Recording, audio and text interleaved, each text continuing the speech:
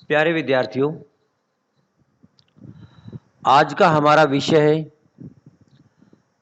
दूसरा विश्व युद्ध। दूसरा विश्व युद्ध जर्मनी के द्वारा पोलैंड पर आक्रमण करने के कारण 1 सितंबर 1939 को युद्ध का प्रारंभ होता है। ये युद्ध लगभग 6 वर्ष तक लगातार जारी रहता है। 14 अगस्त 1945 को जापान के द्वारा आत्मसमर्पण करने से दूसरा विश्व युद्ध समाप्त हुआ। युद्ध का प्रारंभ जहां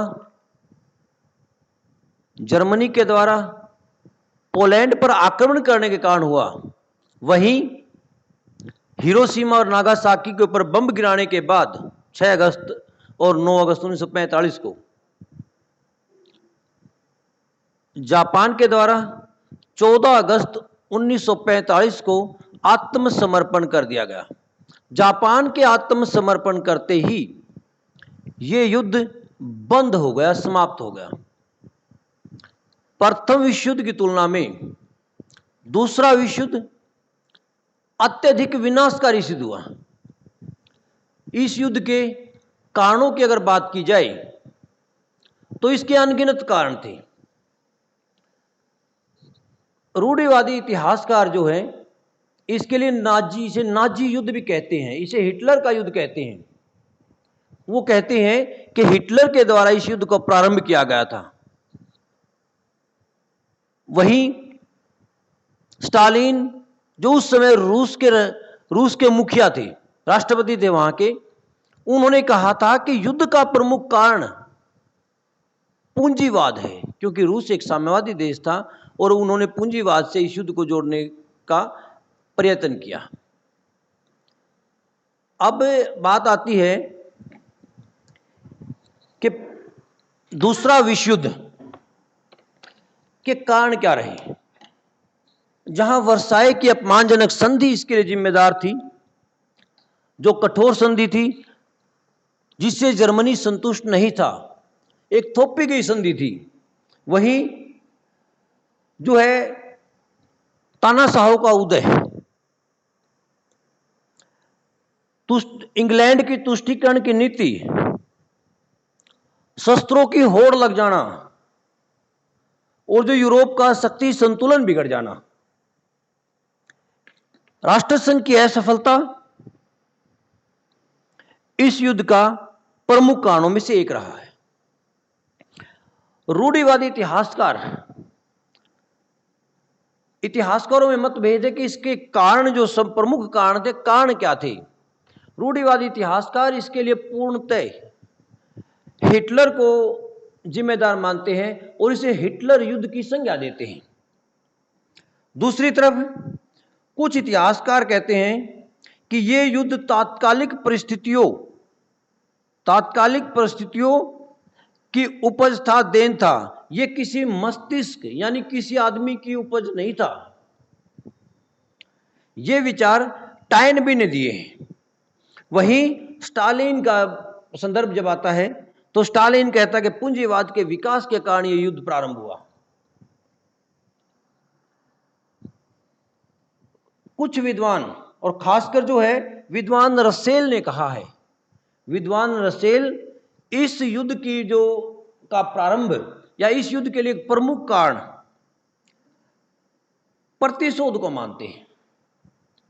जिस प्रकार से प्रथम विश्व युद्ध जो है वो प्रतिशोध के, फ्रांस और जर्मनी के आपस के प्रतिशोध के कारण हुआ, उसी प्रकार से दूसरे विश्व युद्ध को भी ये प्रतिशोध, जर्मनी और फ्रांस के प्रतिशोध के कारण ही इस युद्ध का प्रारंभ मानते हैं। विद्वान रसेल कहते हैं कि जर्मनी एवं फ्रांस की आपस की प्रतिस्पर्धा, एक दूसरे के प्रतिशोध की भावना और एक दूसरे के प्रति जो है नीचा दिखाने के एक दूसरे को, और एक दूसरे के प्रति जो है जवाबी कार्रवाई करने की अभिव्यक्ति के कारण जो है अनेक युद्ध हुए। वो कहते हैं कि नेपोलियन तृतीय 1871 ईस्वी में 1871 ईस्वी में जब जर्मनी का एकीकरण होता है फ्रांस और पर्सा के युद्ध के परिणाम स्वरूप, उस समय नेपोलियन तृतीय फ्रांस का राजा था। बिस्मार्क कहते हैं कि नेपोलियन तृतीय के प्रतिशोध को जर्मनी में बिस्मार्क ने लिया। जो नेपोलियन तृतीय ने जर्मनी के खिलाफ नीति अपनाई थी उसका प्रतिशोध बिस्मार्क के द्वारा लिया गया। बिस्मार्क ने क्या नीति अपनाई गई? बिस्मार्क ने फ्रांस को मित्र विहीन बनाने की, उसे कमजोर करने की नीति अपनाई और काफी हद तक वो अपने जीवन काल में, अपनी राजनीतिक जीवन में सफल भी हुआ। कहते हैं कि बिस्मार्क की नीति जो थी उनका प्रतिशोध फ्रांस के प्रधानमंत्री क्लीमेशु ने लिया। जिस समय वर्साय की संधि हुई थी तो वर्साय की संधि यानी हम पेरिस के शांति सम्मेलन कह सकते हैं, समझौते जो हैं, उनकी अध्यक्षता जो है फ्रांस के प्रधानमंत्री क्लीमेशु के द्वारा की गई थी। फ्रांस के क्लीमेशु ने कोई कोर कसर नहीं छोड़ी जर्मनी को नीचा दिखाने के लिए, जर्मनी को जो अपमानित करने के लिए। तो कहते हैं प्रतिशोध लिया गया किसका? बिस्मार्क की नीतियों का। बिस्मार्क ने भी कोई कमी नहीं छोड़ी फ्रांस को नीचा दिखाने के लिए, और जो फ्रांस के नेपोलियन तृतीय ने कोई कमी नहीं छोड़ी जर्मनी उस समय का पर्सा जो था, पर्सा को नीचे दिखाने के लिए। और इसी प्रकार से कहते हैं जो क्लीमेशु ने जो काम किया और उसका प्रतिशोध लिया हिटलर ने। क्लीमेशु जो था उसका प्रतिशोध जो है हिटलर के द्वारा लिया गया। तो कुल मिला के कह सकते हैं कि ये जो युद्ध हुए, इन युद्धों के अनेक कारण थे। नंबर 1 सबसे पहला कहते हैं वर्साय की संधि जो थी, वो संधि जर्मनी पर थोपी गई संधि थी। फर्स्ट वर्ल्ड वॉर में जर्मनी को, वर्साय की संधि में फर्स्ट वर्ल्ड वॉर के लिए जर्मनी को ही एकमात्र जिम्मेदारी माना गया कि जर्मनी ही जिम्मेदार है।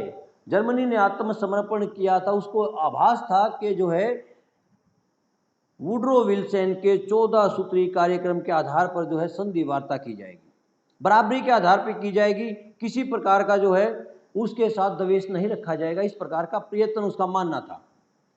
वर्साय की संधि हुई, वर्साय की संधि की जो शर्तों को जर्मनी ने देखा तो जर्मनी ने इसमें संशोधन की मांग की थी, लेकिन जर्मनी को भय दिखाया गया कि या तो संधि पे हस्ताक्षर कर दिए जाए अन्यथा युद्ध दोबारा से शुरू हो जाएगा। उसे डर दिखाया गया। चर्चिल जो था, चर्चिल था इंग्लैंड का प्रधानमंत्री। चर्चिल ने स्वयं कहा था कि संधि की अधिकतर धाराएं अहितकर और मूर्खतापूर्ण थी, अहितकर थी और जो है मूर्खतापूर्ण थी। इसमें लेन देन, इसमें जो समस्त जो है लेन देन को इतिहास जो है पागलपन कहेगा। उसके अनुसार सैन्यवादी अभिशाप और आर्थिक संकट की उत्पत्ति से सहायक के रूप में देखा गया इसको, अन्यथा कुछ नहीं था। हालांकि जो है चर्चिल ने ज़्यादा से ज़्यादा लाभ इंग्लैंड के लिए प्राप्त करने का प्रयत्न किया और वो कामयाब भी रहा था। वर्साय की संधि जर्मनी पर थोपी गई थी। जर्मनी जैसा राष्ट्र, उसका जो है निःशस्त्रीकरण कर दिया गया, उसके उपनिवेश छीन लिए गए, उसको जो है युद्ध हर जाने का जो एक बहुत बड़ा धनराशि देने को बाध्य किया गया, उसके कोयले की खानें छीन ली गई, उसकी जो जनसंख्या कम हो गई, तो अनेक कारण थे। वर्साय की संधि ने दूसरे विश्व युद्ध के लिए बीज बो दिए और अन्य जो है साथ में जो पानी, जो अन्य घटनाएं जो पानी के रूप में, खाद के रूप में अन्य घटनाएं मिल गई, कि उसमें जो है हिटलर का उत्कर्ष हो। हिटलर ने भी यही नारा दिया था कि मैं जर्मनी के खोए हुए सम्मान को वापस लेके आऊँगा। परिणाम क्या रहा? परिणाम जो लोग इसके पीछे लाग लिए। जर्मनी में ये लहर दौड़ चुकी थी कि भाई हमारे साथ गलत हुआ है। इसी प्रकार से जर्मनी के साथ साथ वर्साय की संधि से, यानी पेरिस के शांति सम्मेलन जो हुआ था, उनसे जो इटली था, इटली भी संतुष्ट नहीं था, क्योंकि इटली का प्रधानमंत्री ऑरलैंडो संधि वार्ता को बीच में छोड़कर ही चला गया था और देश को संबोधित करते हुए कहा था कि जो हमारे साथ धोखा हुआ है। तो इटली भी संतुष्ट नहीं और जर्मनी भी संतुष्ट नहीं, तो दोनों राष्ट्र जो है संतुष्ट नहीं थी। परिणाम इस वर्साय की संधि को एक बीज माना गया दूसरे विश्व युद्ध के लिए। उग्र राष्ट्रीयता की भावना, उग्र राष्ट्रीयता होती है कि जो है मेरा राष्ट्र विश्व का सबसे महान राष्ट्र, मेरी जाति सबसे महान जाति, मेरा धर्म सबसे महान धर्म। तो यहाँ राष्ट्र की बात आती। कहते प्रथम विश्व युद्ध जो हुआ उसमें अनेक देशों में समृद्धि एवं प्रतिष्ठा के नाम पर अनेक देशों में उग्र राष्ट्रवाद का विकास हुआ। हिटलर ने भी नारा दिया था, हिटलर ने नारा दिया कि जर्मन जाति विश्व की सबसे श्रेष्ठ जाति है और जो है अन्य जातियों के ऊपर इस श्रेष्ठ जाति को राज्य करने का अधिकार है, ये बात कही। दूसरी तरफ रूस भी आ गया भाई, फ्रांस भी आ गया, इटली भी आ गया, जापान भी आ गया, इंग्लैंड भी आ गया, अमेरिका भी आ गया, और जो उसमें राष्ट्रों का जो राष्ट्र जो उठे हैं, नए राष्ट्र आए हैं, उन सभी राष्ट्रों में उग्र राष्ट्रीयता का प्रचार प्रसार हुआ। हर राष्ट्र जो अपने राष्ट्र को महान राष्ट्र बनाना चाहता है। मुसोलिनी का भी आता है यहाँ। मुसोलिनी ने क्या कहा था? मुसोलिनी ने इस उग्र राष्ट्रीयता की भावना से तो कहा था कि जो है इटली जो है, इटली का भाग्य युद्धों में है, इटली का भाग्य युद्धों में है, युद्ध जीवन है और जो शांति मृत्यु है। राष्ट्र के विकास के लिए केवल और केवल युद्ध अनिवार्य है। एक ही बात कही इसने। जब युद्ध अनिवार्य की बात कही और राष्ट्र के गौरव की बात करने लगे तो राष्ट्र ये उग्र राष्ट्रीयता, इसके कारण जो है दूसरा विश्व युद्ध की पृष्ठभूमि तैयार हुई। तानाशाह का उत्कर्ष बड़ा इंपॉर्टेंट है। तानाशाह का उत्कर्ष कहते हैं कि भाई देखो, सबसे पहले इटली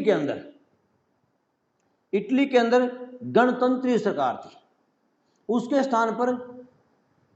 स्थान पर यहां नई सरकार स्थापित हुई। मुसोलिनी के नेतृत्व में यहां अधिनायकवाद, तानाशाहीवाद का उदय हुआ। अब एक दल, फांसी दल, एक नेता, कौन? मुसोलिनी, एक राष्ट्र इटली। ये एक विचारधारा का प्रचार प्रसार हुआ। परिणाम ये हुआ कि जो यहाँ एक तानाशाह का उदय हुआ। इसी प्रकार से जो है जर्मनी में नाजी दल के अधीन नाजी दल, एक हिटलर, एक जर्मन। तो जर्मनी में जो है नाजीवाद और तानाशाह हिटलर के रूप में जो है यहाँ तानाशाह स्थापित। इसी प्रकार से जापान के अंदर भी जो है तानाशाही स्थापित हो गई। इन्होंने स्पेन के गृह युद्ध में जनरल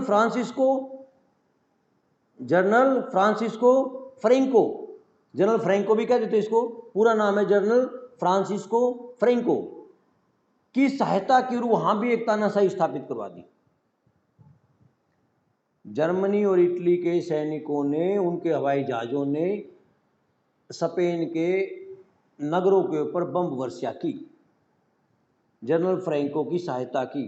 तो इन तानाशाह का उदय जब हुआ, इन्होंने कह दिया कि हम वर्साई की संधि को नहीं मानते, हम जो है वर्साई की संधि को नहीं मानते, हम राष्ट्र संघ को नहीं मानते, हम निःशस्त्रीकरण को नहीं मानते, हम तो शस्त्रीकरण करेंगे। हम तो एक इटली, एक जर्मन, एक जापान अपनी ताकत को बढ़ाएंगे, ये बात कहनी। और जो है दिनों दिन ये आपस में संगठित होते चले गए। जल्दी ही रोम, बर्लिन, टोक्यो 1937 के अंदर एक गठजोड़ बन गया, जो प्रथम विश्व युद्ध की तरह जिस प्रकार वहां गठजोड़ बना था, त्रिगुट और मित्रगुट, यहाँ जो है रोम, बर्लिन, टोक्यो, धुरी के रूप में तीन राष्ट्र इकट्ठे हो। तीनों राष्ट्रों इकट्ठे होने का प्रतिफल ये रहा कि जो है जर्मनी, इटली, जापान एक गुट बन गया और ये जो है दूसरे विश्व युद्ध के लिए एक बहुत बड़ा कारण सिद्ध हुआ। शक्ति संतुलन में परिवर्तन होना। फर्स्ट वर्ल्ड वॉर से पहले यूरोप के अंदर जो महत्वपूर्ण शक्ति हुआ करती थी, England, France, Germany, Austria, Hungary, चार शक्तियां, रूस, ये शक्तियां प्रमुख हुआ करती थी। इटली भी थी, इटली का एकीकरण हो चुका था, ये कुछ शक्तियां थी। इनमें प्रमुख जो शक्तियां थी वो सारा का सारा खाका जो है उसमें 4-5 शक्तियों के इर्द गिर्द घूमना करता। अब यहां आके इंग्लैंड, फ्रांस, रूस, जर्मनी, इटली, ये 5 शक्तियां बन गई प्रमुख रूप से। 5 शक्तियां उभरकर सामने आई। जर्मनी, इटली और जापान ये विस्तारवादी और जो है सस्तीकरण की नीति का अनुसरण करते हैं। इन्होंने अपना गठजोड़ भी बना लिया। परिणाम क्या हुआ? परिणाम ये हुआ कि जो भाई शक्ति संतुलन चेंज हो गया। अभी तक ना तो रूस साथ में है, ना अमेरिका साथ में है, ना इंग्लैंड साथ में है, ना ही फ्रांस साथ में। चारों राष्ट्र जो है इकट्ठे नहीं है, अभी तो सारे अलग अलग हैं। सारे के सारे राष्ट्र जो है अलग अलग हैं। अब जो है इसी दौरान यूरोप का शक्ति संतुलन चेंज हो गया। एक राष्ट्र दूसरे राष्ट्र के प्रति तुष्टीकरण की नीति अपनाता है। वेखी जाते छेड़ी ना, देखी जा मन ने कोई मतलब नहीं, जब तक मेरे ऊपर आंच ना आए मैं कुछ नहीं करूंगा। दूसरों के ऊपर आंच आए तो 100 पर आएगी। नीति का अनुसरण करता आ रहे हैं हर एक राष्ट्र। कहते यूरोप के अंदर एक बात भी क्लियर थी भाई, जर्मनी के साथ बेटा अन्याय हुआ था, नो डाउट। जर्मनी को फर्स्ट वर्ल्ड वॉर का जो है पूरी तरह से जिम्मेदार माना गया। उसको उसके सारे उपनिवेश सब कुछ छीन लिया गया, उसके ऊपर थोप दी गई संधि, और उसके बाद युद्ध हर जाना जो देने की बात आई, फ्रांस बार बार उसका जो है अपमान करता, बार बार जो एक बार तो सेनाएं भेज दी थी। और जर्मनी के लोगों ने शांतिपूर्ण प्रदर्शन किया था। जिस प्रकार भारत में महात्मा गांधी के नेतृत्व में शांतिपूर्ण प्रदर्शन हुआ, इसी प्रकार से जर्मनी के लोगों ने, जर्मनी की सरकार ने शांतिपूर्ण विरोध किया था, काम ना करने की नीति अपना के विरोध किया था। और जो इस बात से पूरे के पूरे यूरोप के राष्ट्र, अमेरिका की सहानुभूति जर्मनी के पक्ष में हो गई थी, जिससे जर्मनी का जो है थोड़ा जर्मनी के प्रति इन राष्ट्रों की नीति में चेंजिंग आई थी, और फ्रांस को इन लोगों ने गलत माना था। राष्ट्रसंघ में भी ये नहीं है देश शक्ति संतुलन बिगड़ा है, ना तो राष्ट्रसंघ के अंदर अमेरिका है। अमेरिका के राष्ट्रपति वुड्रो विल्सन के नियमों के आधार पर इसका निर्माण हुआ राष्ट्रसंघ का, और वो इसका सदस्य नहीं है। अमेरिकी संसद ने इसको मान्यता नहीं दी। इसी प्रकार से रूस भी राष्ट्रसंघ से अलग रहा। अब उसके ऊपर आधिपत्य केवल 2 राष्ट्रों का रह गया ले दे के, इंग्लैंड, फ्रांस। ये दोनों देश इन्होंने भी जो है कहां तक, जब इनका हित आए तो राष्ट्रसंघ है, अन्यथा जो है राष्ट्रसंघ के बारे में इनके कोई विचार नहीं, केवल उसको यूज कर रहे हैं। तो शक्ति संतुलन अब नए राष्ट्रों के उदय से उन्होंने गठजोड़ बना लिया, और यूरोप का शक्ति संतुलन बिगड़ गया। अब मजबूरी होगी फ्रांस की, इंग्लैंड की नज़दीक आने की, आगे चलकर मजबूरी होगी रूस का इनके साथ मिलने की, आगे चलकर मजबूरी होगी अमेरिका का इनके साथ मिलने की, और जो है दूसरे विश्व युद्ध के लिए एक भूमिका तैयार हुई। तुष्टीकरण की नीति। अब ये तुष्टीकरण की नीति से अभिप्राय क्या है? तुष्टीकरण की नीति से अभिप्राय है कि जो है किसी घटना के प्रति आंख मूंद लेना, खुद के ऊपर घटना ना घटती हो तो आंख मूंद कर देखते रहना, आंख बंद करके देखते रहना, और दूसरे राष्ट्र को प्रोत्साहित करना। बस इसने, इंग्लैंड ने तुष्टीकरण की नीति अपनाई। क्यों? क्योंकि कई कारण थे। एक तो कारण था यूरोप में जो है शुरू से ही इंग्लैंड और फ्रांस की आपस में प्रतिद्वंद बनता रही है, दोनों में जो अनेक युद्ध लड़े गए हैं। प्रथम विश्व युद्ध के बाद इससे पहले दोनों के ही बहुत ज्यादा उपनिवेश थे, औपनिवेशिक प्रतिस्पर्धा इनके अंदर ही। प्रथम विश्व युद्ध के बाद जर्मनी बिल्कुल निशस्त्रीकरण कर दिया गया, समाप्ति की तरफ चला गया। ऑस्ट्रिया हंगरी भी समाप्त हो गया, टुकड़े टुकड़े हो गए इसके, जो कभी एक ताकतवर राष्ट्र जो खत्म हो चुका था। रूस अलग हो चुका था, साम्यवादी क्रांति होने के बाद उसके कोई मतलब नहीं है उसको लेना। अमेरिका ने यूरोप के अंदर कोई हस्तक्षेप नहीं किया, तो फ्रांस की शक्ति बढ़ने लगी थी, वो हर मामले में इंग्लैंड का प्रतिद्वंदी बन गया था। तो क्या किया, अब जो है जर्मनी को उभारने की नीति अपनाएगी, ताकि वो फ्रांस के लिए खतरा हो जाए, फ्रांस के ऊपर लगाम कस दी जाए। और वो इतना नहीं करना, शक्ति संतुलन बढ़ा दो, तुष्टीकरण की नीति अपना दो, लेकिन इतना नहीं करना कि वो इंग्लैंड के खिलाफ आ जाए। नीति मानना ये था कि केवल वो जो है जर्मनी केवल किसके खिलाफ रहे? जर्मनी रहे एकमात्र देश, और वो जो फ्रांस के खिलाफ रहे। और ये बात प्रतिद्वंद्विता 1870 से चली आ रही थी इनकी। जो जो फ्रांस जब वर्साई की संधि का उल्लंघन किया, सस्तीकरण की बात की, राइन क्षेत्र को की किलेबंदी करनी प्रारंभ कर दी, अनिवार्य सैनिक भर्ती कर प्रारंभ कर दी, और ये कह दिया कि वर्साई की संधि को हम नहीं मानते। फ्रांस कठोर चाहता, कठोरता कि कठोरता की नीति अपनाई जाए, इसको दमन किया जाए जर्मनी को यहीं, लेकिन ब्रिटेन सहानुभूति रखता है जर्मनी से। ब्रिटेन जो है सहानुभूति रखता है। परिणाम ये हुआ कि इसी प्रकार इटली के साथ सहानुभूति रखता है। क्यों? क्योंकि ब्रिटेन को दो बातों का आभास था। एक तो खतरा था भाई साम्यवाद का, एक तो साम्यवाद का खतरा था। रूस और साम्यवाद के हिटलर और मुसोलिनी दोनों विरोधी थे। हिटलर और मुसोलिनी दोनों ही साम्यवाद के विरोधी थे, अधिनायकवाद में विश्वास करते थे। दूसरा, जर्मनी एक बहुत बड़ा बाजार था, जर्मनी बाजार था, और जो इंग्लैंड की वस्तुओं की बहुत ज़्यादा डिमांड थी, इसलिए इसने तुष्टिकरण की नीति अपनाई। और जो है फ्रांस के बढ़ते हुए प्रभाव को कम करने के लिए, कैची रखने के लिए, उसके ऊपर कुछ पैर कतरने के लिए उन्हें तुष्टिकरण की नीति अपनाई।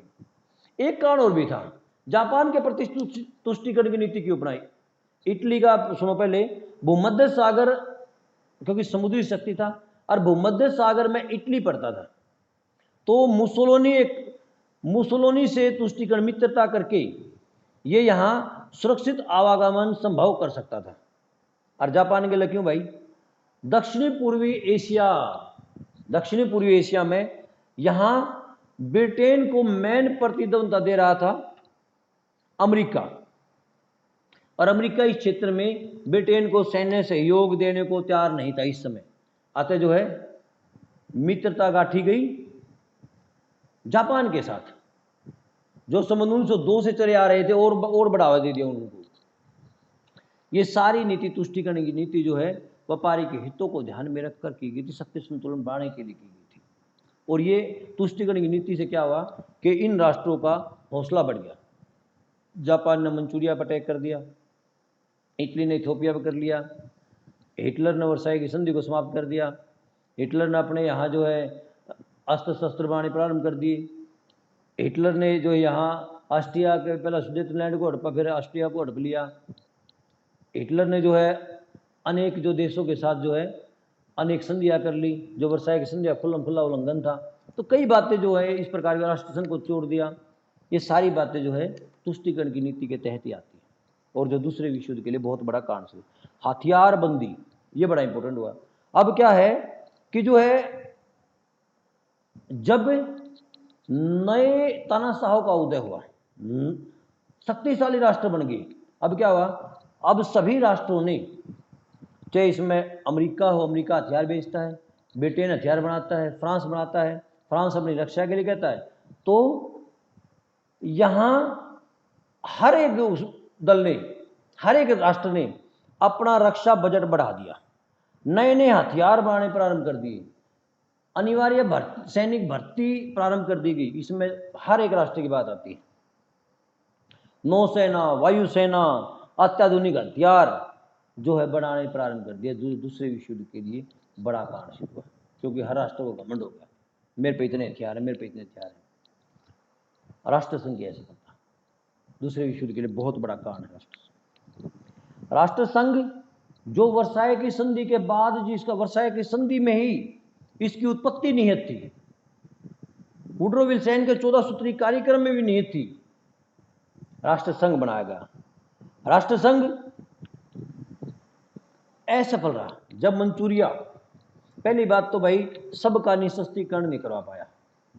जो वर्साई की संधि में कहा गया जर्मनी का निःशस्त्रीकरण किया जाए, उसके बाद सभी राष्ट्रों का निःशस्त्रीकरण किया जाएगा, तो निःशस्त्रीकरण नहीं करवा पाया। एक राष्ट्र जब दूसरे देश के ऊपर अटैक करता, जैसे मंचूरिया पर जापान ने अटैक कराया, तो कुछ नहीं कर पाया, देखते देखते रहेगी।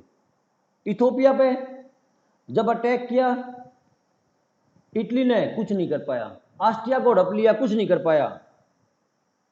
ये सारी बातें जो है, राष्ट्रसंघ की कोई स्थायी सेना नहीं थी, वो सदस्य देशों पर निर्भर करता था।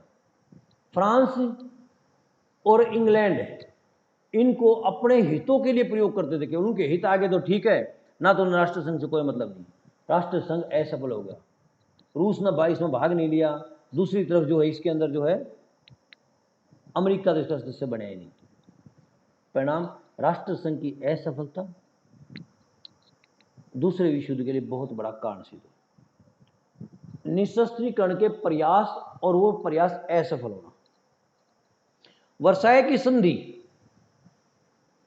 में एक बात कही गई कि निशस्त्रीकरण किया जाएगा। किसका? पहले तो जर्मनी का, और इसके बाद अनेक सम्मेलन हुए, हेग में भी हुए, जनेवा में भी हुए। इन सम्मेलनों का एक भी उद्देश्य था। 1933 में जब हिटलर वहां प्रधानमंत्री बना तो उस समय जनेवा सम्मेलन चला हुआ था। हर राष्ट्र के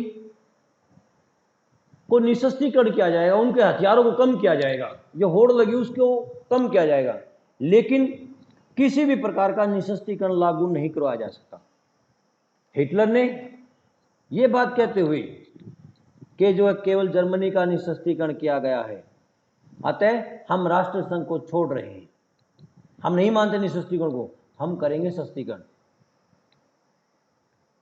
इसका प्रतिफल क्या हुआ? 1921 में एक जो वाशिंगटन सम्मेलन, फिर जो लंदन सम्मेलन, जापान ने लंदन सम्मेलन में एक मांग की थी कि जो मुझे बड़े राष्ट्रों के सम्मान सस्तीकरण करने की छूट दी जाए। फ्रांस ने अपने उत्तरी पूर्वी सीमा प्रांत पर, उत्तरी पूर्वी सीमा पर भूमिगत किलों की श्रृंखला, जिसको कहते हैं